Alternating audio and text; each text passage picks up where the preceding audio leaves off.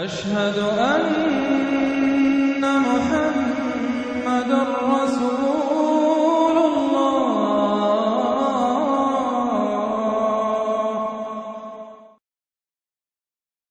المدثر نام۔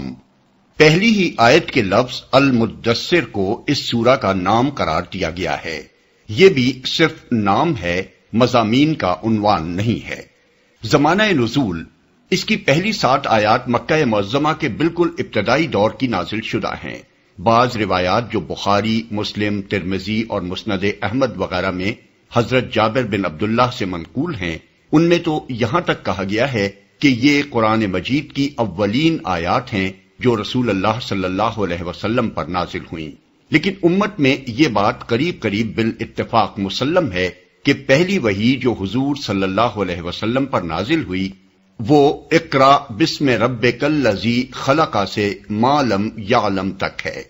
البتہ صحیح روایات سے جو کچھ ثابت ہے وہ یہ ہے کہ اس پہلی وحی کے بعد کچھ مدت تک رسول اللہ صلی اللہ علیہ وسلم پر کوئی وحی نازل نہیں ہوئی۔ پھر اس وقفے کے بعد جب اثر نو نزول وحی کا سلسلہ شروع ہوا تو اس کا آغاز سورہ مدثر کی انہی آیات سے ہوا تھا۔ امام زہری رحمۃ اللہ علیہ اس کی تفصیل یوں بیان کرتے ہیں: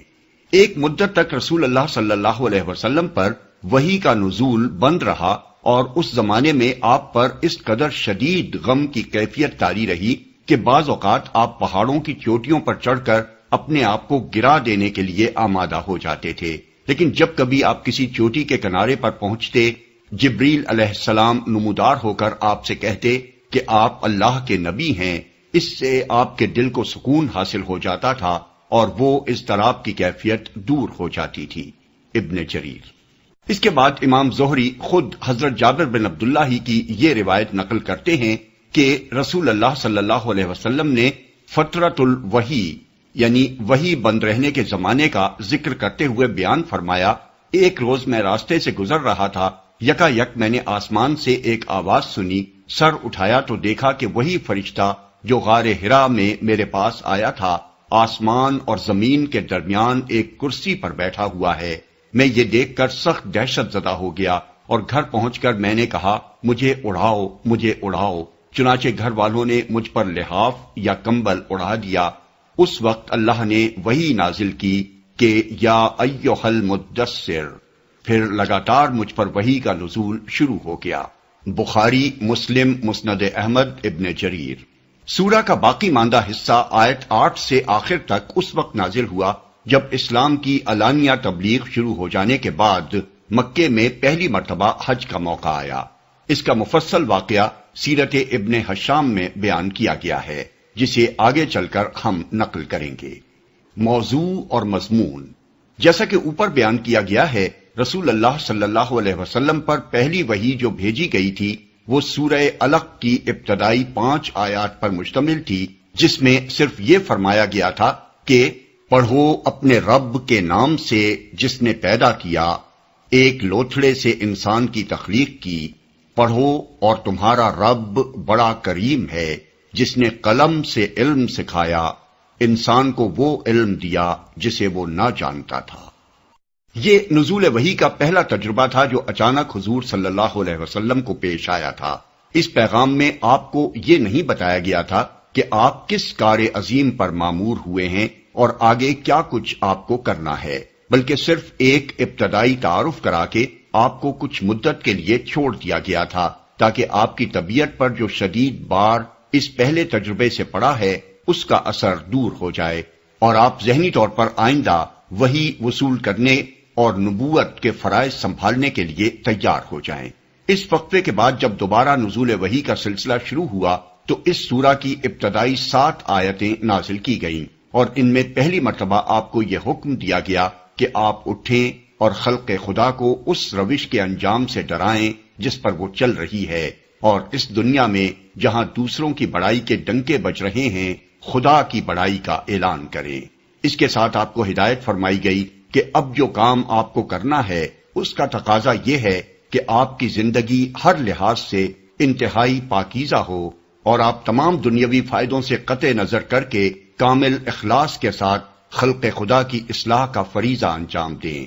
پھر آخری فقرے میں آپ کو تلقین کی گئی کہ اس فریضے کی انجام دہی میں جو مشکلات اور مصائب بھی پیش آئیں ان پر آپ اپنے رب کی خاطر صبر کریں۔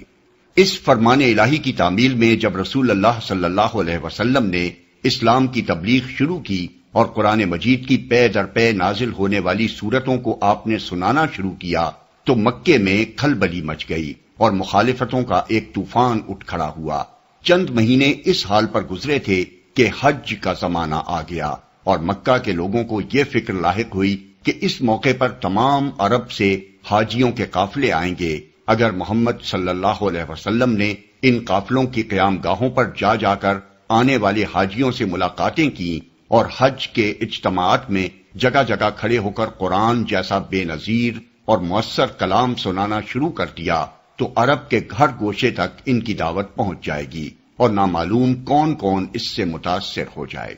اس لیے قریش کے سرداروں نے ایک کانفرنس کی جس میں طے کیا گیا کہ حاجیوں کے آتے ہی ان کے اندر رسول اللہ صلی اللہ علیہ وسلم کے خلاف پروپیگنڈا شروع کر دیا جائے۔ اس پر اتفاق ہو جانے کے بعد ولید بن مغیرہ نے حاضرین سے کہا کہ اگر آپ لوگوں نے محمد صلی اللہ علیہ وسلم کے متعلق مختلف باتیں لوگوں سے کی تو ہم سب کا اعتبار جاتا رہے گا، اس لیے کوئی ایک بات طے کر لیجئے جسے سب بالاتفاق کہیں۔ کچھ لوگوں نے کہا ہم محمد صلی اللہ علیہ وسلم کو کاہن کہیں گے۔ ولید نے کہا نہیں، خدا کی قسم وہ کاہن نہیں ہیں، ہم نے کاہنوں کو دیکھا ہے، جیسی باتیں وہ گنگناتے ہیں اور جس طرح کے فقرے وہ جوڑتے ہیں قرآن کو ان سے کوئی دور کی نسبت بھی نہیں ہے۔ کچھ اور لوگ بولے انہیں مجنون کہا جائے۔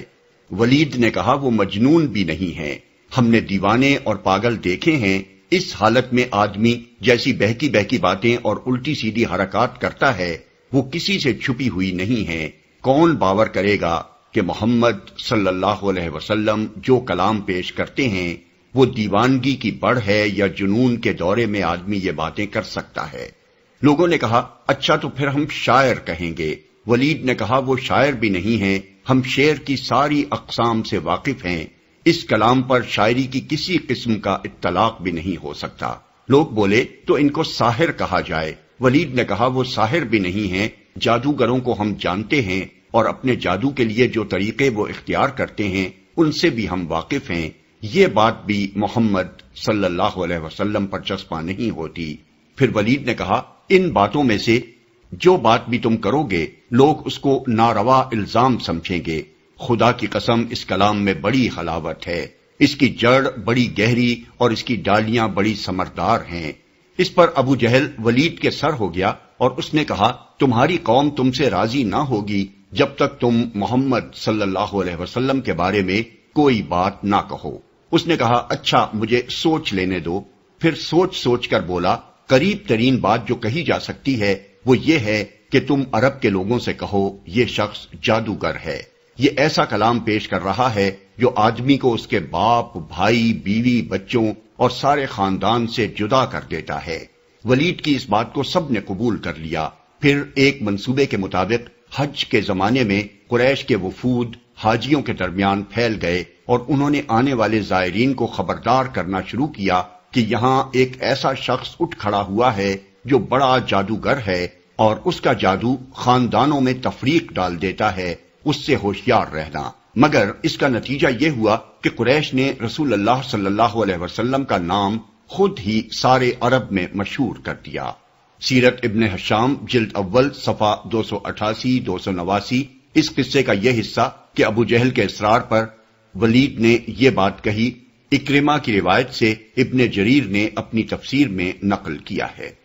یہی واقعہ جس پر اس سورہ کے دوسرے حصے میں تبصرہ کیا گیا ہے اس کے مضامین کی ترتیب یہ ہے۔ آیت 8 سے 10 تک منکرین حق کو خبردار کیا گیا ہے کہ آج جو کچھ وہ کر رہے ہیں اس کا برا انجام وہ قیامت کے روز دیکھ لیں گے۔ آیت 11 سے 26 تک ولید بن مغیرہ کا نام لیے بغیر یہ بتایا گیا ہے کہ اللہ تعالیٰ نے اس شخص کو کیا کچھ نعمتیں دی تھیں اور ان کا جواب اس نے کیسی حق دشمنی کے ساتھ دیا ہے۔ اس سلسلے میں اس کی ذہنی کشمکش کی پوری تصویر کھینچ دی گئی ہے کہ ایک طرف دل میں وہ محمد صلی اللہ علیہ وسلم اور قرآن کی صداقت کا قائل ہو چکا تھا مگر دوسری طرف اپنی قوم میں اپنی ریاست و وجاہت کو بھی خطرے میں نہ ڈالنا چاہتا تھا، اس لیے نہ صرف یہ کہ وہ ایمان لانے سے باز رہا بلکہ کافی دیر تک اپنے ضمیر سے لڑنے جھگڑنے کے بعد آخر کار یہ بات بنا کر لایا کہ خلق خدا کو اس کلام پر ایمان لانے سے باز رکھنے کے لیے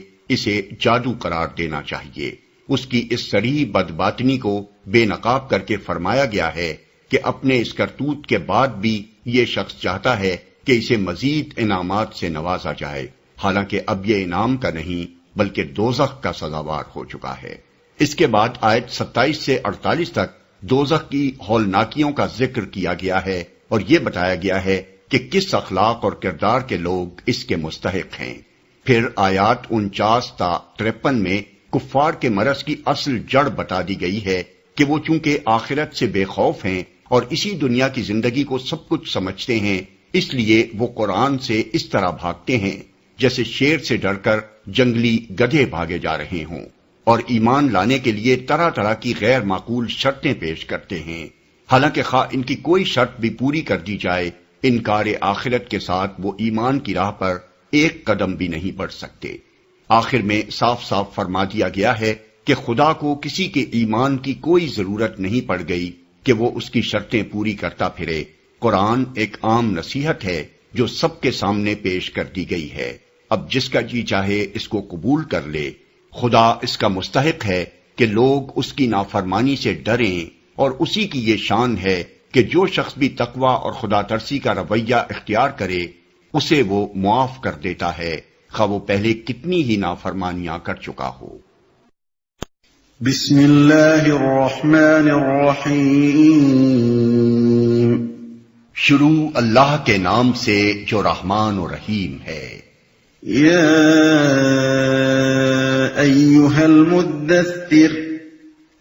قم فانذر وربک فکبر وثيابك فطهر والرجز فاهجر ولا تمنن تستكثر ولربك فاصبر۔ اے اوڑ لپیٹ کر لیٹنے والے، اٹھو اور خبردار کرو اور اپنے رب کی بڑائی کا اعلان کرو، اور اپنے کپڑے پاک رکھو اور گندگی سے دور رہو، اور احسان نہ کرو زیادہ حاصل کرنے کے لیے، اور اپنے رب کی خاطر صبر کرو۔ اوڑ لپیٹ کر لیٹنے والے۔ اوپر دیباچے میں ہم ان آیات کے نزول کا جو پس منظر بیان کرائے ہیں، اس پر غور کرنے سے یہ بات اچھی طرح سمجھ میں آ سکتی ہے کہ اس موقع پر رسول اللہ صلی اللہ علیہ وسلم کو یا ایھا الرسول یا ایھا النبی کہہ کر مخاطب کرنے کی بجائے یا ایھا المدثر کہہ کر کیوں مخاطب کیا گیا ہے؟ چونکہ حضور یکایک جبریل علیہ السلام کو آسمان و زمین کے درمیان ایک کرسی پر بیٹھے دیکھ کر ہیبت زدہ ہو گئے تھے، اور اسی حالت میں گھر پہنچ کر آپ نے اپنے اہل خانہ سے فرمایا تھا کہ مجھے اڑھاؤ، اس لیے اللہ تعالیٰ نے آپ کو یا ایھا المدثر کہہ کر خطاب فرمایا۔ اس لطیف طرز خطاب سے خود بخود یہ مفہوم نکلتا ہے کہ اے میرے پیارے بندے، تم اوڑھ لپیٹ کر لیٹ کہاں گئے؟ تم پر تو ایک کار عظیم کا بار ڈالا گیا ہے جسے انجام دینے کے لیے تمہیں پورے عزم کے ساتھ اٹھ کھڑا ہونا چاہیے۔ خبردار کرو، یہ اسی نوعیت کا حکم ہے جو حضرت نوح علیہ السلام کو نبوت کے منصب پر مامور کرتے ہوئے دیا گیا تھا کہ انذر قومک من قبل ان یاتیہم عذاب علیم، یعنی اپنی قوم کے لوگوں کو ڈراؤ قبل اس کے کہ ان پر ایک دردناک عذاب آ جائے۔ سورہ نوح آیت 1۔ آیت کا مطلب یہ ہے کہ اے اوڑھ لپیٹ کر لیٹنے والے، اٹھو اور تمہارے گرد و پیش خدا کے جو بندے خواب غفلت میں پڑے ہوئے ہیں ان کو چونکا دو، انہیں اس انجام سے ڈراؤ جس سے یقیناً وہ دوچار ہوں گے اگر اسی حالت میں مبتلا رہے۔ انہیں خبردار کر دو کہ وہ کسی اندھیر نگری میں نہیں رہتے ہیں جس میں وہ اپنی مرضی سے جو کچھ چاہیں کرتے رہیں اور ان کے کسی عمل کی کوئی باز پرس نہ ہو۔ رب کی بڑائی کا اعلان کرو۔ یہ ایک نبی کا اولین کام ہے جسے اس دنیا میں اسے انجام دینا ہوتا ہے۔ اس کا پہلا کام ہی یہ ہے کہ جاہل انسان یہاں جن جن کی بڑائی مان رہے ہیں ان سب کی نفی کر دے اور ہاں کے پکارے دنیا بھر میں یہ اعلان کر دے کہ اس کائنات میں بڑائی ایک خدا کے سوا اور کسی کی نہیں ہے۔ یہی وجہ ہے کہ اسلام میں کلمہ اللہ اکبر کو سب سے زیادہ اہمیت دی گئی ہے۔ اذان کی ابتدا ہی اللہ اکبر کے اعلان سے ہوتی ہے۔ نماز میں بھی مسلمان تکبیر کے الفاظ کہہ کر داخل ہوتا ہے اور بار بار اللہ اکبر کہہ کر اٹھتا اور بیٹھتا ہے۔ جانور کے گلے پر چھری بھی پھیرتا ہے تو بسم اللہ اکبر کہہ کر پھیرتا ہے۔ نعرہ تکبیر آج ساری دنیا میں مسلمان کا سب سے زیادہ نمایاں امتیازی شعار ہے، کیونکہ اس امت کے نبی نے اپنا کام ہی اللہ کی تکبیر سے شروع کیا تھا۔ اس مقام پر ایک اور لطیف نکتہ بھی ہے جسے اچھی طرح سمجھ لینا چاہیے۔ جیسا کہ ان آیات کی شان نزول سے معلوم ہو چکا ہے، یہ پہلا موقع تھا جب رسول اللہ صلی اللہ علیہ وسلم کو نبوت کا عظیم الشان فریضہ انجام دینے کے لیے اٹھ کھڑے ہونے کا حکم دیا گیا تھا، اور یہ بات ظاہر تھی کہ جس شہر اور معاشرے میں یہ مشن لے کر اٹھنے کا آپ کو حکم دیا جا رہا تھا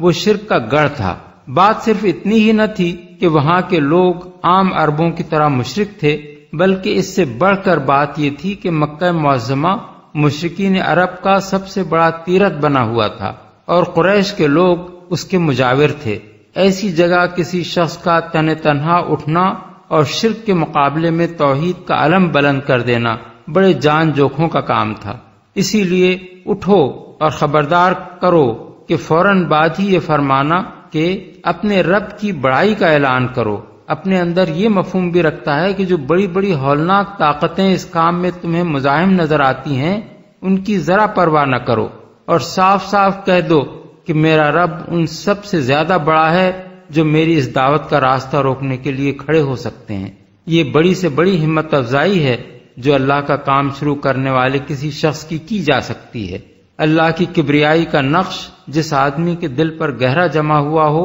وہ اللہ کی خاطر اکیلا ساری دنیا سے لڑ جانے میں بھی ذرا بھر ہچکچاہٹ محسوس نہ کرے گا۔ کپڑے پاک رکھو،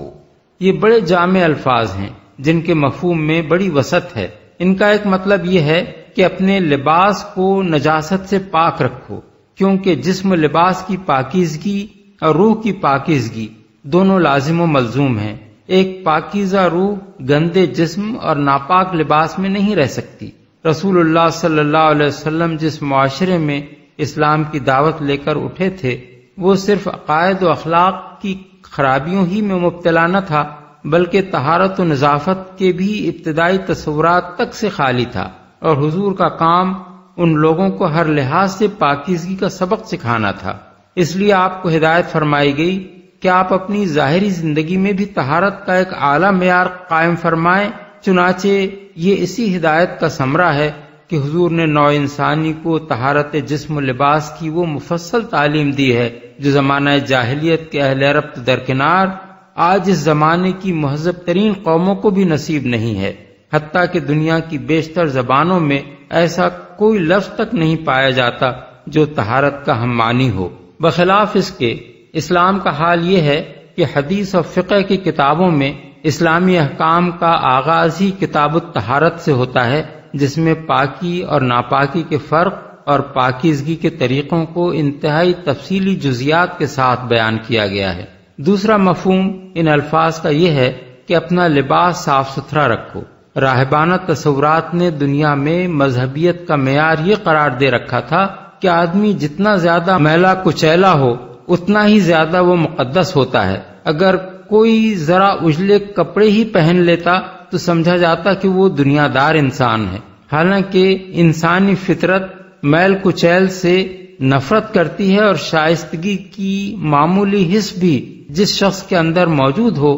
وہ صاف ستھرے انسان ہی سے مانوس ہوتا ہے۔ اسی بنا پر اللہ کے راستے کی طرف دعوت دینے والے کے لیے یہ بات ضروری قرار دی گئی کہ اس کی ظاہری حالت بھی ایسی پاکیزہ اور نفیس ہونی چاہیے کہ لوگ اسے عزت کی نگاہ سے دیکھیں اور اس کی شخصیت میں کوئی ایسی کثافت نہ پائی جائے جو طبائع کو اس سے متنفر کرنے والی ہو۔ تیسرا مفہوم اس ارشاد کا یہ ہے کہ اپنے لباس کو اخلاقی عیوب سے پاک رکھو۔ تمہارا لباس صاف ستھرا اور پاکیزہ تو ضرور ہو، مگر اس میں فخر و غرور، ریا اور نمائش، ٹھاٹ باٹ اور شان و شوکت کا شائبہ تک نہ ہونا چاہیے۔ لباس وہ اولین چیز ہے جو آدمی کی شخصیت کا تعارف لوگوں سے کراتی ہے۔ جس قسم کا لباس کوئی شخص پہنتا ہے اس کو دیکھ کر لوگ پہلی نگاہی میں یہ اندازہ کر لیتے ہیں کہ وہ کس قسم کا آدمی ہے۔ رئیسوں اور نوابوں کے لباس، مذہبی پیشہ وروں کے لباس، متکبر اور برخود غلط لوگوں کے لباس، چھچورے اور کمظرف لوگوں کے لباس، بدقوارہ اور آوارہ منش لوگوں کے لباس، سب اپنے پہننے والوں کے مزاج کی نمائندگی کرتے ہیں۔ اللہ کی طرف بلانے والے کا مزاج ایسے سب لوگوں سے فطرتاً مختلف ہوتا ہے، اس لیے اس کا لباس بھی ان سب سے لازماً مختلف ہونا چاہیے۔ اس کو ایسا لباس پہننا چاہیے جسے دیکھ کر ہر شخص یہ محسوس کر لے کہ وہ ایک شریف اور شائستہ انسان ہے جو نفس کی کسی برائی میں مبتلا نہیں ہے۔ چوتھا مفہوم اس کا یہ ہے کہ اپنا دامن پاک رکھو۔ اردو زبان کی طرح عربی زبان میں بھی پاک دامنی کے ہم معنی الفاظ اخلاقی برائیوں سے پاک ہونے اور عمدہ اخلاق سے آراستہ ہونے کے لیے استعمال کیے جاتے ہیں۔ ابن عباس، ابراہیم نخعی، شعبی، عطا، مجاہد، قتادہ، سعید بن جبیر، حسن بصری اور دوسرے اکابر مفسرین نے اس آیت کا یہی مطلب بیان کیا ہے کہ اپنے اخلاق پاکیزہ رکھو اور ہر قسم کی برائیوں سے بچو۔ عربی محاورے میں کہتے ہیں فلان طاہر الثیاب و فلان طاہر الذیل، یعنی فلاں شخص کے کپڑے پاک ہیں یا اس کا دامن پاک ہے، اور اس سے مراد یہ ہوتی ہے کہ اس کے اخلاق اچھے ہیں۔ اس کے برعکس کہتے ہیں فلان دنس الثیاب، یعنی اس شخص کے کپڑے گندے ہیں، اور مطلب یہ ہوتا ہے کہ وہ ایک بدمعاملہ آدمی ہے، اس کے قول قرار کا کوئی اعتبار نہیں۔ گندگی سے دور رہو۔ گندگی سے مراد ہر قسم کی گندگی ہے، خواہ وہ عقائد اور خیالات کی ہو یا اخلاق و اعمال کی، یا جسم، لباس اور رہن سہن کی۔ مطلب یہ ہے کہ تمہارے گرد و پیش سارے معاشرے میں طرح طرح کی جو گندگیاں پھیلی ہوئی ہیں ان سب سے اپنا دامن بچا کر رکھو۔ کوئی شخص کبھی تم پر یہ حرف نہ رکھ سکے کہ جن برائیوں سے تم لوگوں کو روک رہے ہو ان میں سے کسی کا بھی کوئی شائبہ تمہاری اپنی زندگی میں پایا جاتا ہے۔ زیادہ حاصل کرنے کے لیے اصل الفاظ ہیں وَلَا تَمْنُن تَسْتَكْثِرْ۔ ان کے مفہوم میں اتنی وسعت ہے کہ کسی ایک فقرے میں ان کا ترجمہ کر کے پورا مطلب ادا نہیں کیا جا سکتا۔ ان کا ایک مفہوم یہ ہے کہ جس پر بھی احسان کرو بے غرضانہ کرو، تمہاری عطا اور بخشش اور سخاوت اور حسن سلوک محض اللہ کے لیے ہو، اس میں کوئی شائبہ اس خواہش کا نہ ہو کہ احسان کے بدلے میں تمہیں کسی قسم کے دنیاوی فوائد حاصل ہوں، بالفاظ دیگر اللہ کے لیے احسان کرو، فائدہ حاصل کرنے کے لیے کوئی احسان نہ کرو۔ دوسرا مفہوم یہ ہے کہ نبوت کا جو کام تم کر رہے ہو یہ اگرچہ اپنی جگہ ایک بہت بڑا احسان ہے کہ تمہاری بدولت خلق خدا کو ہدایت نصیب ہو رہی ہے، مگر اس کا کوئی احسان لوگوں پر نہ جتاؤ اور اس کا کوئی فائدہ اپنی ذات کے لیے حاصل نہ کرو۔ تیسرا مفہوم یہ ہے کہ تم اگرچہ ایک بہت بڑی خدمت انجام دے رہے ہو مگر اپنی نگاہ میں اپنے عمل کو کبھی بڑا عمل نہ سمجھو اور کبھی یہ خیال تمہارے دل میں نہ آئے کہ نبوت کا یہ فریضہ انجام دے کر اور اس کام میں جان لڑا کر تم اپنے رب پر کوئی احسان کر رہے ہو۔ صبر کرو، یعنی یہ کام جو تمہارے سپرد کیا جا رہا ہے بڑے جان جوکھوں کا کام ہے، اس میں سخت مصائب اور مشکلات اور تکلیفوں سے تمہیں سابقہ پیش آئے گا۔ تمہاری اپنی قوم تمہاری دشمن ہو جائے گی، سارا عرب تمہارے خلاف سفارہ ہو جائے گا، مگر جو کچھ بھی اس راہ میں پیش آئے اپنے رب کی خاطر اس پر صبر کرنا اور اپنے فرض کو پوری ثابت قدمی اور مستقل مزاجی کے ساتھ انجام دینا۔ اس سے باز رکھنے کے لیے خوف، طمع، لالچ، دوستی، دشمنی، محبت، ہر چیز تمہارے راستے میں حائل ہوگی۔ ان سب کے مقابلے میں مضبوطی کے ساتھ اپنے موقف پر قائم رہنا۔ یہ تھیں وہ اولین ہدایات جو اللہ تعالیٰ نے اپنے رسول کو اس وقت دی تھیں جب اس نے آپ کو یہ حکم دیا تھا کہ آپ اٹھ کر نبوت کے کام کا آغاز فرما دیں۔ کوئی شخص اگر ان چھوٹے چھوٹے فقروں پر اور ان کے معنی پر غور کرے تو اس کا دل گواہی دے گا کہ ایک نبی کو نبوت کا کام شروع کرتے وقت اس سے بہتر کوئی ہدایات نہیں دی جا سکتی تھیں۔ ان میں یہ بھی بتا دیا گیا کہ آپ کو کام کیا کرنا ہے، اور یہ بھی سمجھا دیا گیا کہ اس کام کے لیے آپ کی زندگی اور آپ کے اخلاق اور معاملات کیسے ہونے چاہیے، اور یہ تعلیم بھی دے دی گئی کہ یہ کام آپ کس نیت، کس ذہنیت اور کس طرز فکر کے ساتھ انجام دیں، اور اس بات سے بھی خبردار کر دیا گیا کہ اس کام میں آپ کو کن حالات سے سابقہ پیش آنا ہے اور ان کا مقابلہ آپ کو کس طرح کرنا ہوگا۔ آج جو لوگ تعصب میں اندھے ہو کر یہ کہتے ہیں کہ معاذ اللہ سرا کے دوروں میں یہ کلام رسول اللہ صلی اللہ علیہ وسلم کی زبان پر جاری ہو جایا کرتا تھا، وہ ذرا آنکھیں کھول کر ان فقروں کو دیکھیں اور خود سوچیں کہ یہ سرا کے کسی دورے میں نکلے ہوئے الفاظ ہیں یا خدا کی ہدایات ہیں جو رسالت کے کام پر معمور کرتے ہوئے وہ اپنے بندے کو دے رہا ہے۔ فَإِذَا نُقِرَ فِي النَّاقُورِ فَذَلِكَ يَوْمَئِذٍ يَوْمٌ عَسِيرٌ عَلَى الْكَافِرِينَ غَيْرُ يَسِيرٌ۔ اچھا، جب سور میں پھونک ماری جائے گی وہ دن بڑا ہی سخت دن ہوگا، کافروں کے لیے ہلکا نہ ہوگا، سخت دن ہوگا۔ جیسا کہ ہم دیباچے میں بیان کرائے ہیں، اس سورہ کا یہ حصہ ابتدائی آیات کے چند مہینے بعد اس وقت نازل ہوا تھا جب رسول اللہ صلی اللہ علیہ وسلم کی طرف سے علانیہ تبلیغ اسلام شروع ہو جانے کے بعد پہلی مرتبہ حج کا زمانہ آیا، اور سرداران قریش نے ایک کانفرنس کر کے یہ طے کیا کہ باہر سے آنے والے حاجیوں کو قرآن اور محمد صلی اللہ علیہ وسلم سے بدگمان کرنے کے لیے پروپیگنڈا کی ایک زبردست مہم چلائی جائے۔ ان آیات میں کفار کی اسی کارروائی پر تبصرہ کیا گیا ہے، اور اس تبصرے کا آغاز ان الفاظ سے کیا گیا ہے جن کا مطلب یہ ہے کہ اچھا، یہ حرکتیں جو تم کرنا چاہتے ہو کر لو، دنیا میں ان سے کوئی مقصد براری تم نے کر بھی لی تو اس روز اپنے برے انجام سے کیسے بچ نکلو گے جب سور میں پھونک ماری جائے گی اور قیامت برپا ہوگی۔ ہلکا نہ ہوگا۔ اس ارشاد سے خود بخود یہ نتیجہ نکلتا ہے کہ وہ دن ایمان لانے والوں کے لیے ہلکا ہوگا اور اس کی سختی صرف حق کا انکار کرنے والوں کے لیے مخصوص ہوگی۔ مزید برآں یہ ارشاد اپنے اندر یہ مفہوم بھی رکھتا ہے کہ اس دن کی سختی کافروں کے لیے مستقل سختی ہوگی، وہ ایسی سختی نہ ہوگی جس کے بعد کبھی اس کے نرمی سے بدل جانے کی امید کی جا سکتی ہو۔ ذرنی ومن خلقت وحیدا وجعلت له مالا ممدودا وبنین شہودا ومهدت له تمہیدا ثم يطمع ان ازید كلا إنه كان لآياتنا عنيدا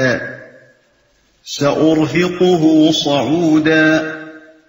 چھوڑ دو مجھے اور اس شخص کو جسے میں نے اکیلا پیدا کیا، بہت سا مال اس کو دیا، اس کے ساتھ حاضر رہنے والے بیٹے دیے اور اس کے لیے ریاست کی راہ ہموار کی، پھر وہ طمع رکھتا ہے کہ میں اسے اور زیادہ دوں۔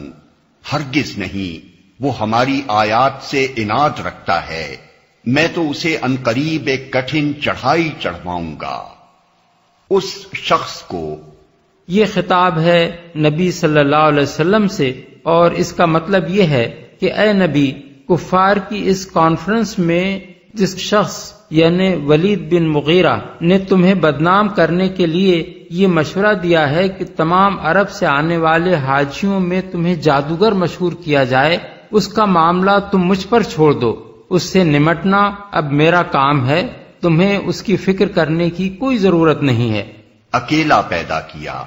اس فقرے کے دو مطلب ہو سکتے ہیں اور دونوں صحیح ہیں۔ ایک یہ کہ جب میں نے اسے پیدا کیا تھا اس وقت یہ کوئی مال اور اولاد اور وجاہت اور ریاست لے کر پیدا نہیں ہوا تھا۔ دوسرا یہ کہ اس کا پیدا کرنے والا اکیلا میں ہی تھا، وہ دوسرے معبود جن کی خدائی قائم رکھنے کے لیے یہ تمہاری دعوت توحید کی مخالفت میں اس قدر سرگرم ہے، اس کو پیدا کرنے میں میرے ساتھ شریک نہ تھے؟ بیٹے دیے۔ ولید بن مغیرہ کے 10-12 لڑکے تھے، جن میں سے حضرت خالد بن ولید تاریخ میں سب سے زیادہ مشہور ہیں۔ ان بیٹوں کے لیے شہود کا لفظ استعمال کیا گیا ہے، جس کے کئی معنی ہو سکتے ہیں۔ ایک یہ کہ ان کو کہیں اپنی روزی کے لیے دوڑ دھوپ اور سفر کرنے کی حاجت پیش نہیں آتی، ان کے گھر کھانے کو اتنا موجود ہے کہ ہر وقت باپ کے پاس موجود اور اس کی مدد کے لیے حاضر رہتے ہیں۔ دوسرے یہ کہ اس کے سب بیٹے نامور اور بااثر ہیں، مجلسوں اور محفلوں میں اس کے ساتھ شریک ہوتے ہیں۔ تیسرے یہ کہ وہ اس مرتبے کے لوگ ہیں کہ معاملات میں ان کی شہادت قبول کی جاتی ہے۔ اور زیادہ دوں۔ اس کا ایک مطلب تو یہ ہے کہ اس پر بھی اس کی حرص ختم نہیں ہوئی، اتنا کچھ پانے کے بعد بھی وہ بس اسی فکر میں لگا ہوا ہے کہ اسے دنیا بھر کی نعمتیں عطا کر دی جائیں۔ دوسرا مطلب حضرت حسن بصری اور بعض دوسرے بزرگوں نے یہ بیان کیا ہے کہ وہ کہا کرتا تھا کہ اگر واقعی محمد کا یہ بیان سچا ہے کہ مرنے کے بعد کوئی دوسری زندگی ہے اور اس میں کوئی جنت بھی ہوگی تو وہ جنت میرے ہی لیے بنائی گئی ہے۔ إِنَّهُ فَكَّرَ وَقَدَّرَ فَقُتِلَ كَيْفَ قَدَّرَ ثُمَّ قُتِلَ كَيْفَ قَدَّرَ ثُمَّ نَظَرَ ثُمَّ عَبَسَ وَبَسَرَ ثم أدبر واستكبر فقال إن هذا إلا سحر يؤثر إن هذا إلا قول البشر سأصليه سقر۔ اس نے سوچا اور کچھ بات بنانے کی کوشش کی تو خدا کی مار اس پر کیسی بات بنانے کی کوشش کی۔ ہاں، خدا کی مار اس پر کیسی بات بنانے کی کوشش کی۔ پھر لوگوں کی طرف دیکھا، پھر پیشانی سکیڑی اور منہ بنایا، پھر پلٹا اور تکبر میں پڑ گیا۔ آخر کار بولا کہ یہ کچھ نہیں ہے مگر ایک جادو جو پہلے سے چلا آ رہا ہے، یہ تو ایک انسانی کلام ہے، ان قریب میں اسے دوزخ میں جھونک دوں گا۔ انسانی کلام ہے۔ یہ اس واقعے کا ذکر ہے جو کفار مکہ کی مذکورہ بالا کانفرنس میں پیش آیا تھا۔ اس کی جو تفصیلات ہم دیباچے میں نقل کر چکے ہیں، ان سے یہ بات واضح ہو جاتی ہے کہ یہ شخص دل میں قرآن کے کلام الہی ہونے کا قائل ہو چکا تھا، لیکن اپنی قوم میں محض اپنی وجاہت و ریاست برقرار رکھنے کے لیے ایمان لانے پر تیار نہ تھا۔ جب کفار کی اس کانفرنس میں پہلے اس نے خود ان تمام الزامات کو رد کر دیا جو قریش کے سردار رسول اللہ صلی اللہ علیہ وسلم پر لگا رہے تھے، تو اسے مجبور کیا گیا کہ وہ خود کوئی ایسا الزام تراشے جسے عرب کے لوگوں میں پھیلا کر حضور کو بدنام کیا جا سکتا ہو۔ اس موقع پر جس طرح وہ اپنی ضمیر سے لڑا ہے اور جس شدید ذہنی کشمکش میں کافی دیر مبتلا رہ کر آخر کار اس نے ایک الزام گھڑا ہے، اس کی پوری تصویر یہاں کھینچ دی گئی ہے۔ وما أدراك ما سقر لا تبقي ولا تذر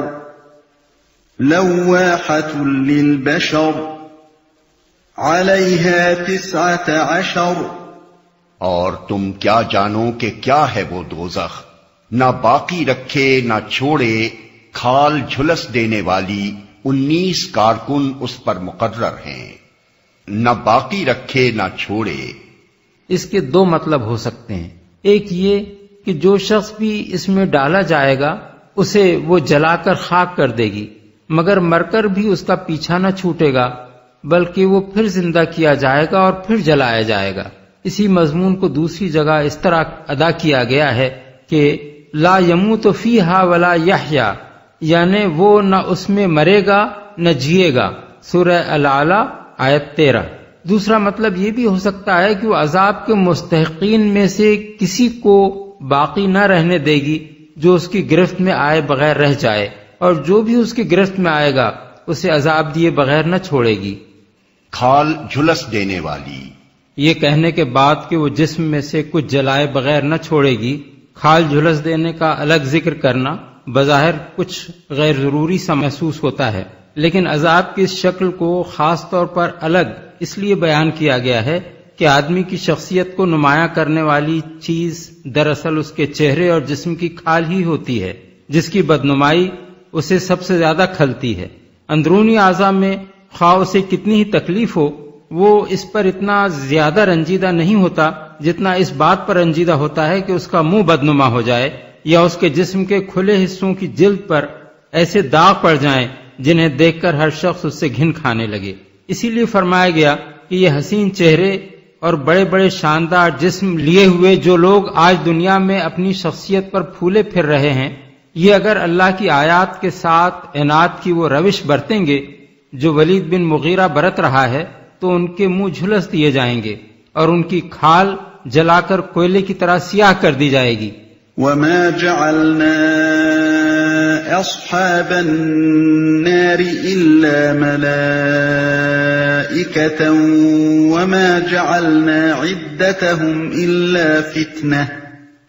وما جعلنا عدتهم إلا فتنة للذين كفروا ليستيقن الذين أوتوا الكتاب ويزداد الذين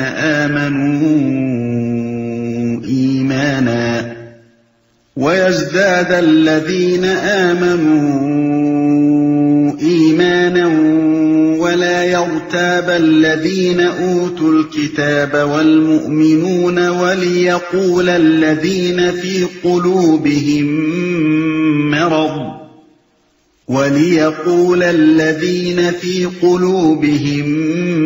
مرض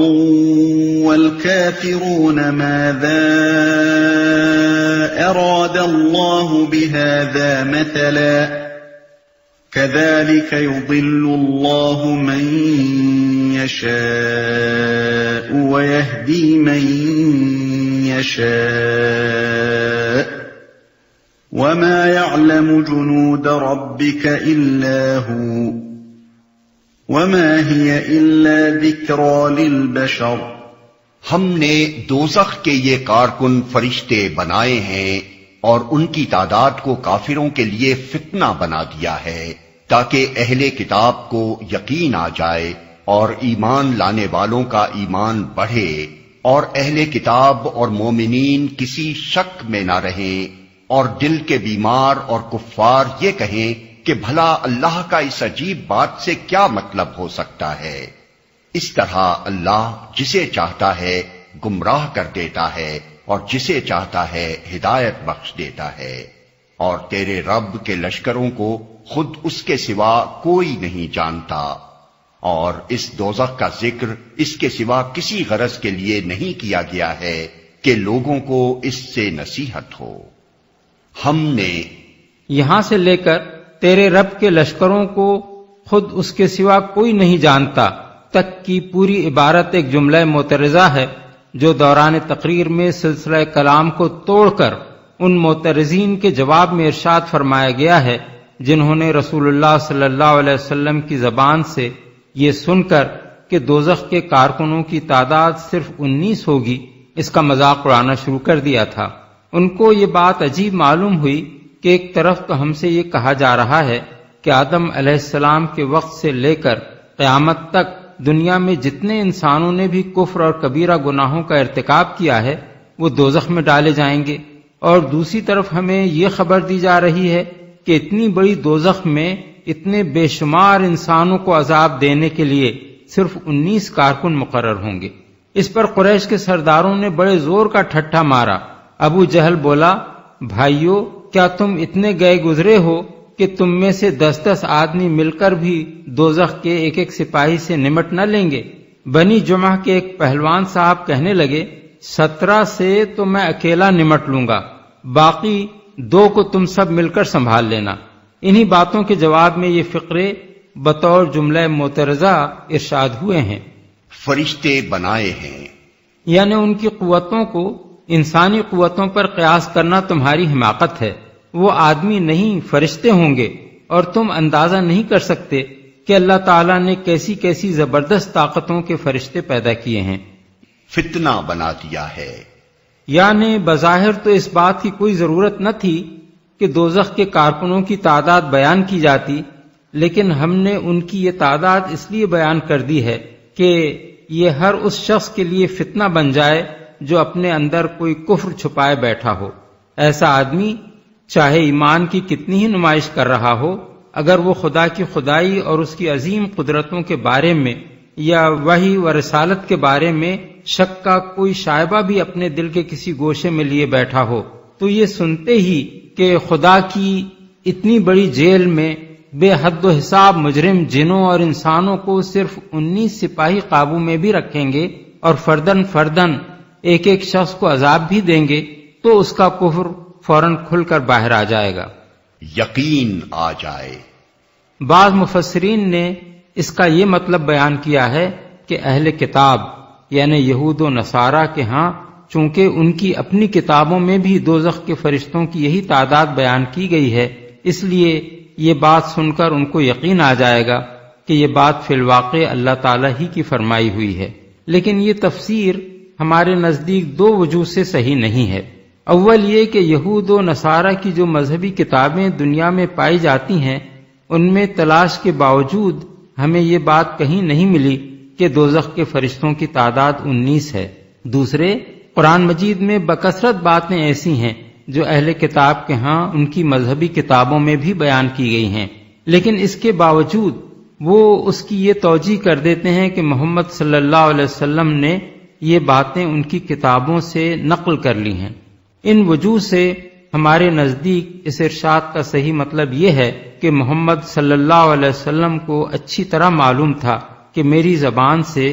دوزخ کے 19 فرشتوں کا ذکر سن کر میرا خوب مذاق اڑایا جائے گا، لیکن اس کے باوجود جو بات اللہ تعالیٰ کی طرف سے آنے والی وحی میں بیان ہوئی تھی اسے انہوں نے کسی خوف اور جھجک کے بغیر علل اعلان لوگوں کے سامنے پیش کر دیا اور کسی کے مذاق و استہزاء کی ذرہ برابر پرواہ نہ کی۔ جہلائے عرب تو انبیاء کی شان سے ناواقف تھے، مگر اہل کتاب خوب جانتے تھے کہ انبیاء کا ہر زمانے میں یہی طریقہ رہا ہے کہ جو کچھ خدا کی طرف سے آتا تھا اسے وہ جوں کا توں لوگوں تک پہنچا دیتے تھے، خواہ وہ لوگوں کو پسند ہو یا ناپسند۔ اس بنا پر اہل کتاب سے یہ بات زیادہ متوقع تھی کہ رسول اللہ صلی اللہ علیہ وسلم کے اس طرز عمل کو دیکھ کر انہیں یقین آ جائے گا کہ ایسے سخت مخالف ماحول میں ایسی بظاہر انتہائی عجیب بات کو کسی جھجک کے بغیر پیش کر دینا ایک نبی ہی کا کام ہو سکتا ہے۔ یہ بات بھی واضح رہے کہ رسول اللہ صلی اللہ علیہ وسلم کی طرف سے یہ طرز عمل بارہا ظاہر ہوا ہے۔ اس کی سب سے زیادہ نمایاں مثال معراج کا واقعہ ہے، جسے آپ نے کفار کے مجمع عام میں بلا تکلف بیان کر دیا اور اس بات کی ذرہ برابر پرواہ نہ کی کہ اس حیرت انگیز قصے کو سن کر آپ کے مخالفین کیسی کیسی باتیں بنائیں گے۔ ایمان بڑھے۔ یہ بات اس سے پہلے قرآن مجید میں متعدد مقامات پر بیان ہو چکی ہے کہ ہر آزمائش کے موقع پر جب ایک مومن اپنے ایمان پر ثابت قدم رہتا ہے اور شک و انکار یا اطاعت سے فرار یا دین سے بے وفائی کی راہ چھوڑ کر یقین و اعتماد اور اطاعت و فرما برداری اور دین سے وفاداری کی راہ اختیار کرتا ہے تو اس کے ایمان کو بالغی نصیب ہوتی ہے۔ تشریح کے لیے ملاحظہ ہو تفہیم القرآن جلد اول سورہ آل عمران آیت 173، جلد دوم سورہ الانفال آیت 2، سورہ التوبہ آیات 124 اور 125، جلد چہارم سورہ الاحزاب آیت 22، جلد پنجم سورہ الفتح آیت 4۔ دل کے بیمار۔ قرآن مجید میں چونکہ بالعموم دل کی بیماری سے مراد منافقت لی جاتی ہے، اس لیے یہاں اس لفظ کو دیکھ کر بعض مفسرین نے یہ خیال کیا ہے کہ یہ آیت مدینے میں نازل ہوئی ہے، کیونکہ منافقین کا ظہور مدینے ہی میں ہوا ہے، لیکن یہ خیال کئی وجوہ سے صحیح نہیں ہے۔ اول تو یہ دعویٰ ہی غلط ہے کہ مکے میں منافق موجود نہ تھے، اور اس کی غلطی ہم تفہیم القرآن جلد سوم میں صفحہ 672، 674 اور 680 تک 682 پر واضح کر چکے ہیں۔ دوسرے، یہ طرز تفسیر ہمارے نزدیک درست نہیں ہے کہ ایک سلسلہ کلام جو ایک خاص موقع پر خاص حالات میں ارشاد ہوا ہو، اس کے اندر یکایک کسی ایک فقرے کے متعلق یہ کہہ دیا جائے کہ وہ کسی دوسرے موقع پر نازل ہوا تھا اور یہاں لا کر کسی مناسبت کے بغیر شامل کر دیا گیا۔ سورہ مدثر کے اس حصے کا تاریخی پس منظر ہمیں معتبر روایات سے معلوم ہے۔ یہ ابتدائی مکی دور کے ایک خاص واقعے کے بارے میں نازل ہوا ہے۔ اس کا پورا سلسلہ کلام اس واقعے کے ساتھ سری مناسبت رکھتا ہے۔ اس مضمون میں آخر کون سا موقع تھا کہ اس ایک فقرے کو، اگر وہ کئی سال بعد مدینے میں نازل ہوا تھا، اس جگہ لا کر چسپاں کر دیا جاتا؟ اب رہا یہ سوال کہ یہاں دل کی بیماری سے مراد کیا ہے، تو اس کا جواب یہ ہے کہ اس سے مراد شک کی بیماری ہے۔ مکے ہی میں نہیں، دنیا بھر میں پہلے بھی اور آج بھی کم لوگ ایسے تھے اور ہیں جو قطعیت کے ساتھ خدا، آخرت، وحی، رسالت، جنت، دوزخ وغیرہ کا انکار کرتے ہوں۔ اکثریت ہر زمانے میں انہی لوگوں کی رہی ہے جو اس شک میں مبتلا رہے ہیں کہ معلوم نہیں خدا ہے یا نہیں، آخرت ہوگی یا نہیں، فرشتوں اور جنت اور دوزخ کا واقعی کوئی وجود ہے یا یہ محض افسانے ہیں، اور رسول واقعی رسول تھے اور ان پر وحی آتی تھی یا نہیں۔ یہی شک اکثر لوگوں کو کفر کے مقام پر کھینچ لے گیا ہے، ورنہ ایسے بے وقوف دنیا میں کبھی زیادہ نہیں رہے جنہوں نے بالکل قطعی طور پر ان حقائق کا انکار کر دیا ہو، کیونکہ جس آدمی میں ذرہ برابر بھی عقل کا مادہ موجود ہے، وہ یہ جانتا ہے کہ ان امور کے صحیح ہونے کا امکان بالکل رد کر دینے اور انہیں قطعاً خارج از امکان قرار دے دینے کے لیے ہرگز کوئی بنیاد موجود نہیں ہے۔ کیا مطلب ہو سکتا ہے؟ اس کے معنی یہ نہیں ہے کہ وہ اسے اللہ کا کلام تو مان رہے تھے، مگر تعجب اس بات پر کر رہے تھے کہ اللہ نے یہ بات کیوں فرمائی، بلکہ دراصل وہ یہ کہنا چاہتے تھے کہ جس کلام میں ایسی بعید از عقل و فہم بات کہی گئی ہے، وہ بھلا اللہ کا کلام کیسے ہو سکتا ہے؟ ہدایت بخش دیتا ہے۔ یعنی اس طرح اللہ تعالیٰ اپنے کلام اور اپنے احکام فرامین میں وقتاً فوقتاً ایسی باتیں ارشاد فرما دیتا ہے جو لوگوں کے لیے امتحان اور آزمائش کا ذریعہ بن جاتی ہیں۔ ایک ہی بات ہوتی ہے جسے ایک راستی پسند، سلیم الطبع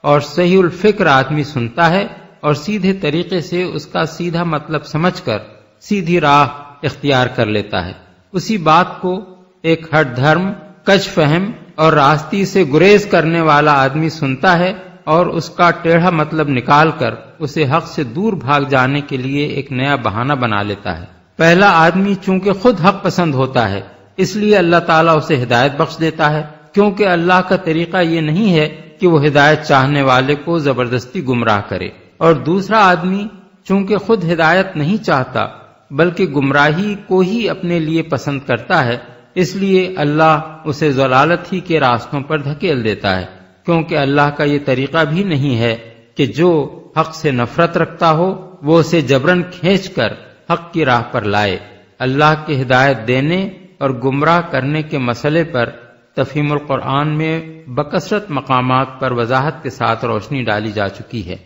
اس کے سوا کوئی نہیں جانتا۔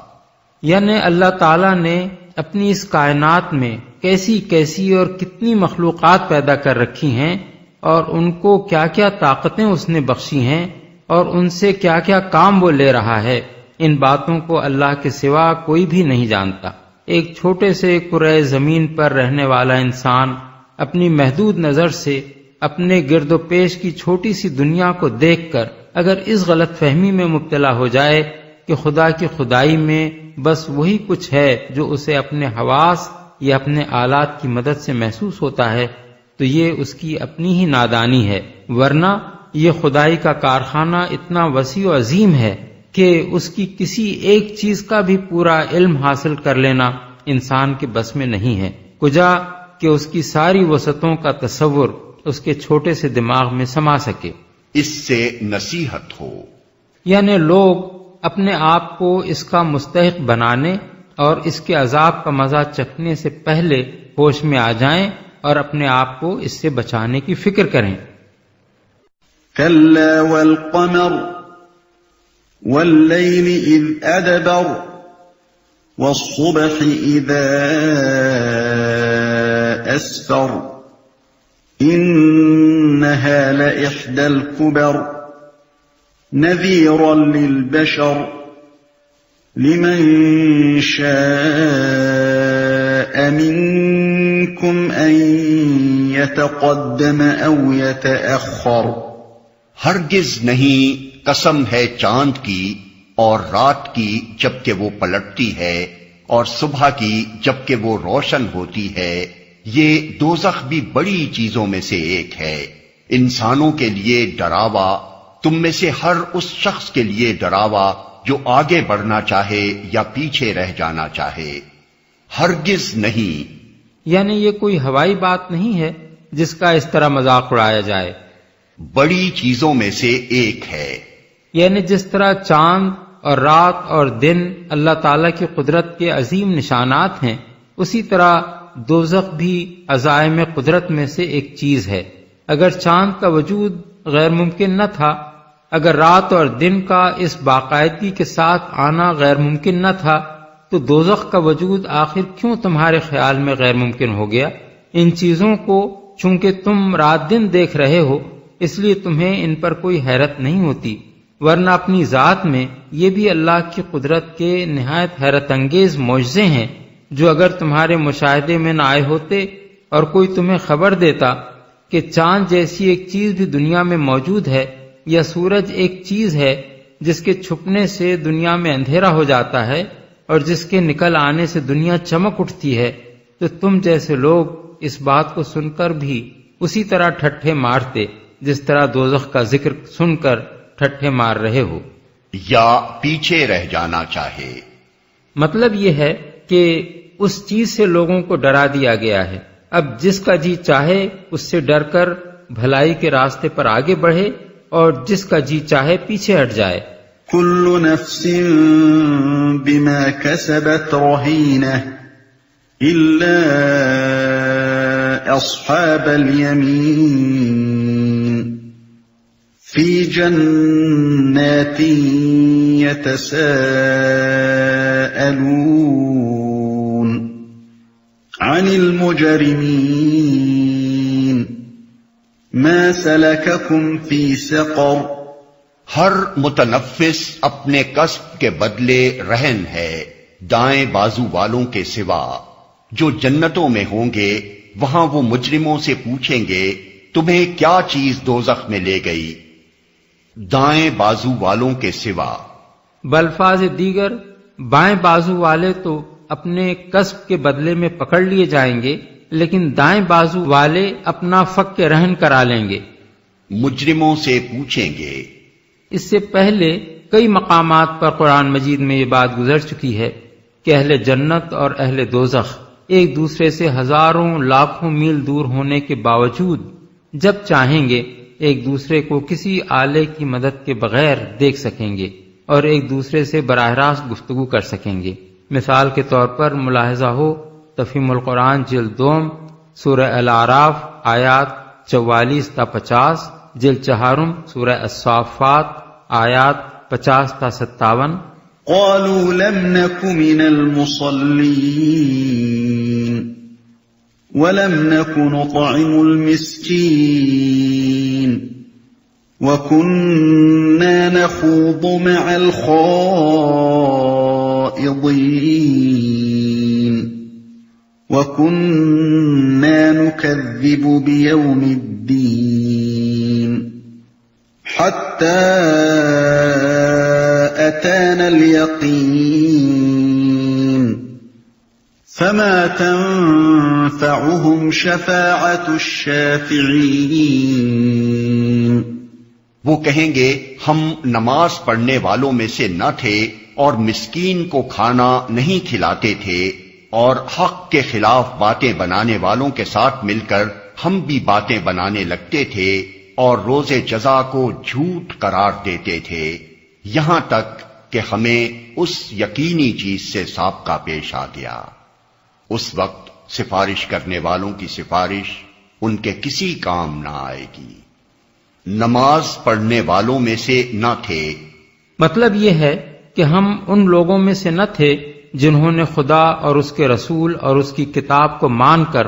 خدا کا وہ اولین حق ادا کیا ہو جو ایک خدا پرست انسان پر عائد ہوتا ہے، یعنی نماز۔ اس مقام پر یہ بات اچھی طرح سمجھ لینی چاہیے کہ نماز کوئی شخص اس وقت تک پڑھ ہی نہیں سکتا جب تک وہ ایمان نہ لایا ہو۔ اس لیے نمازیوں میں سے ہونا آپ سے آپ ایمان لانے والوں میں سے ہونے کو مستلزم ہے، لیکن نمازیوں میں سے نہ ہونے کو دوزخ میں جانے کا سبب قرار دے کر یہ بات واضح کر دی گئی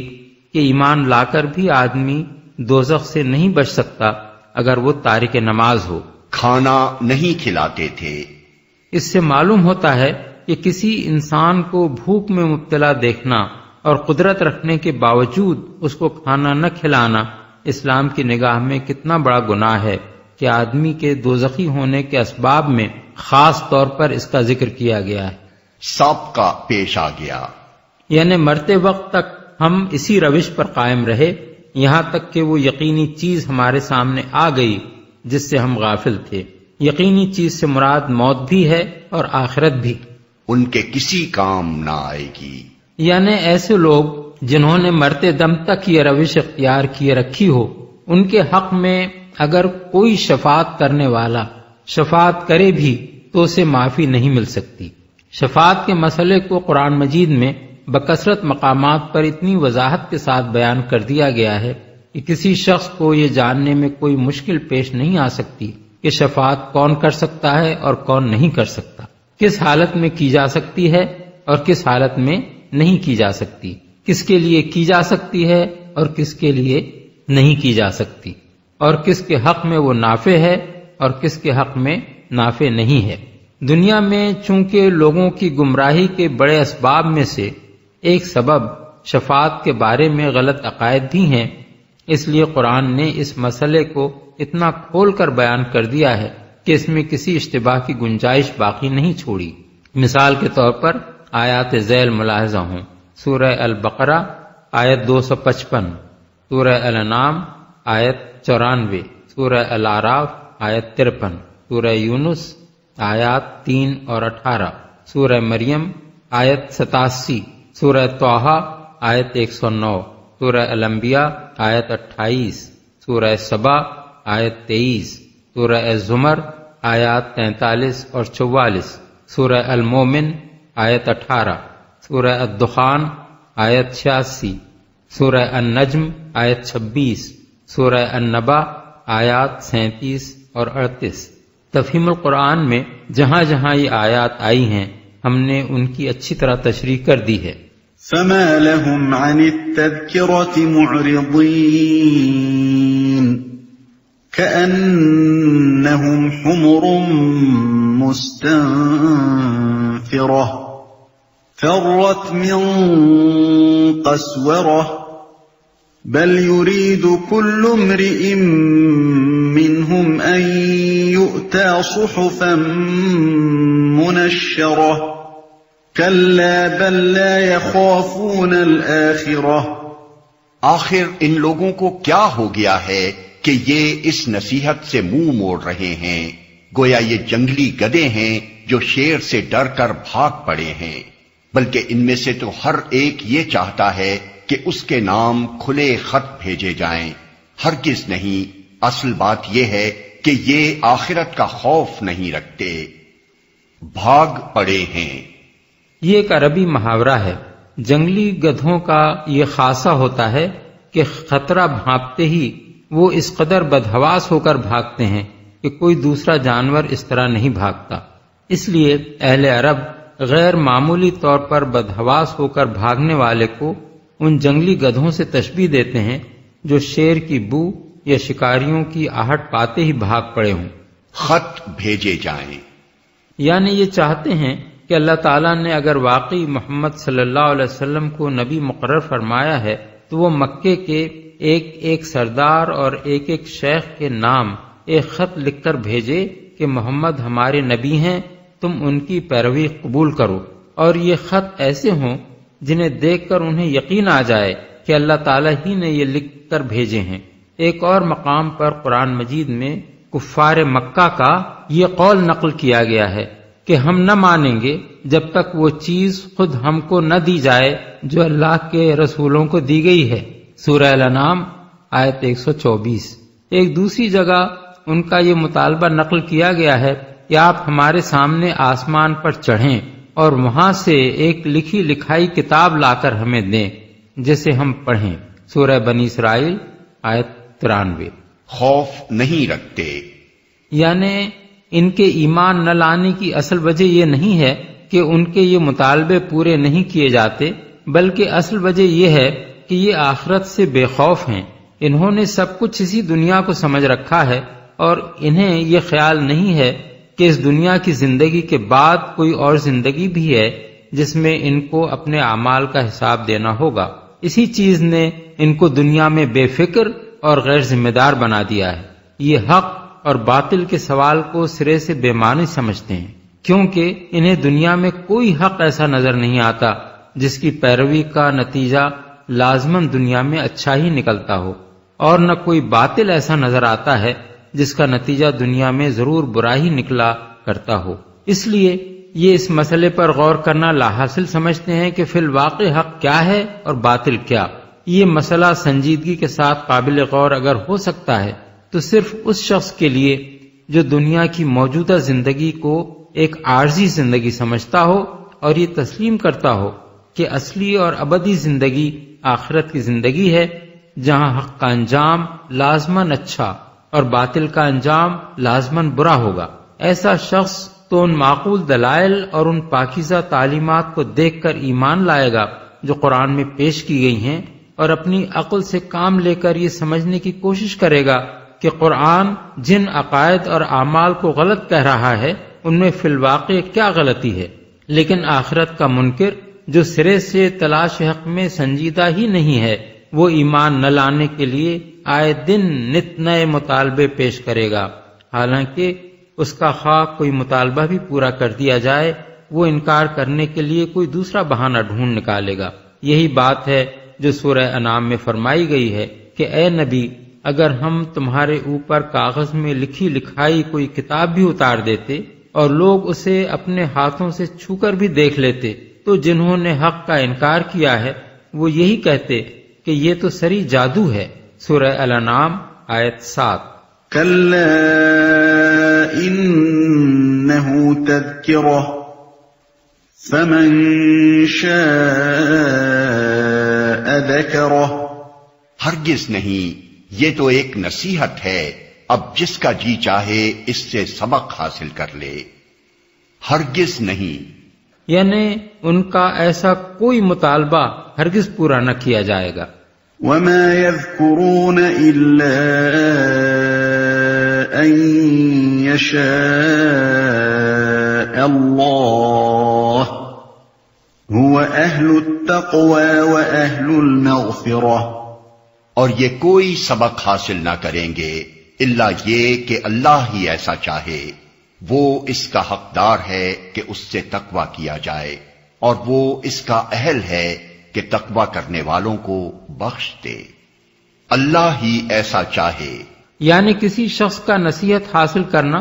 سراسر اس کی اپنی مشیت ہی پر موقوف نہیں ہے، بلکہ اسے نصیحت اسی وقت نصیب ہوتی ہے جبکہ اللہ کی مشیت بھی یہ ہو کہ وہ اسے نصیحت حاصل کرنے کی توفیق بخشے۔ دوسرے الفاظ میں یہاں اس حقیقت کا اظہار کیا گیا ہے کہ بندے کا کوئی فعل بھی تنہا بندے کی اپنی مشیت سے ظہور میں نہیں آتا، بلکہ ہر فعل اسی وقت پائے تکمیل کو پہنچتا ہے جب خدا کی مشیت بندے کی مشیت سے مل جائے۔ یہ ایک نہایت نازک مسئلہ ہے جسے نہ سمجھنے سے انسانی فکر بکثرت ٹھوکریں کھاتی ہے۔ مختصر الفاظ میں اس کو یوں سمجھا جا سکتا ہے کہ اگر اس دنیا میں ہر انسان کو یہ قدرت حاصل ہوتی کہ وہ جو کچھ کرنا چاہے کر گزرے تو ساری دنیا کا نظام درہم برہم ہو جاتا۔ جو نظم اس جہان میں قائم ہے وہ اسی وجہ سے ہے کہ اللہ کی مشیت ساری مشیتوں پر غالب ہے۔ انسان جو کچھ بھی کرنا چاہے وہ اسی وقت کر سکتا ہے جبکہ اللہ بھی یہ چاہے کہ انسان کو وہ کام کرنے دیا جائے۔ یہی معاملہ ہدایت اور ضلالت کا بھی ہے۔ انسان کا محض خود ہدایت چاہنا اس کے لیے کافی نہیں ہے کہ اسے ہدایت مل جائے، بلکہ اسے ہدایت اس وقت ملتی ہے جب اللہ اس کی اس خواہش کو پورا کرنے کا فیصلہ فرما دیتا ہے۔ اسی طرح ضلالت کی خواہش بھی محض بندے کی طرف سے ہونا کافی نہیں ہے، بلکہ جب اللہ اس کے اندر گمراہی کی طلب پا کر یہ فیصلہ کر دیتا ہے کہ اسے غلط راستوں میں بھٹکنے دیا جائے، تب وہ ان راہوں میں بھٹک نکلتا ہے جن پر اللہ اسے جانے کا موقع دے دیتا ہے۔ مثال کے طور پر اگر کوئی چور بننا چاہے تو محض اس کی یہ خواہش اس کے لیے کافی نہیں ہے کہ جہاں جس کے گھر میں گھس کر وہ جو کچھ چاہے چرا لے جائے، بلکہ اللہ اپنی عظیم حکمتوں اور مصلحتوں کے مطابق اس کی اس خواہش کو جب اور جس قدر اور جس شکل میں پورا کرنے کا موقع دیتا ہے، اسی حد تک وہ اسے پورا کر سکتا ہے۔ تقوی کیا جائے، یعنی تمہیں اللہ کی ناراضی سے بچنے کی جو نصیحت کی جا رہی ہے وہ اس لیے نہیں ہے کہ اللہ کو اس کی ضرورت ہے اور اگر تم ایسا نہ کرو تو اس سے اللہ کا کوئی نقصان ہوتا ہے، بلکہ یہ نصیحت اس بنا پر کی جا رہی ہے کہ اللہ کا یہ حق ہے کہ اس کے بندے اس کی رضا چاہیں اور اس کی مرضی کے خلاف نہ چلیں۔ بخش دے، یعنی یہ اللہ ہی کو زیب دیتا ہے کہ کسی نے خواہ اس کی کتنی ہی نافرمانیاں کی ہوں، جس وقت بھی وہ اپنی اس روش سے باز آ جائے، اللہ اپنا دامن رحمت اس کے لیے کشادہ کر دیتا ہے۔ اپنے بندوں کے لیے کوئی جذبہ انتقام وہ اپنے اندر نہیں رکھتا کہ ان کے قصوروں سے وہ کسی حال میں درگزر ہی نہ کرے اور انہیں سزا دیے بغیر نہ چھوڑے۔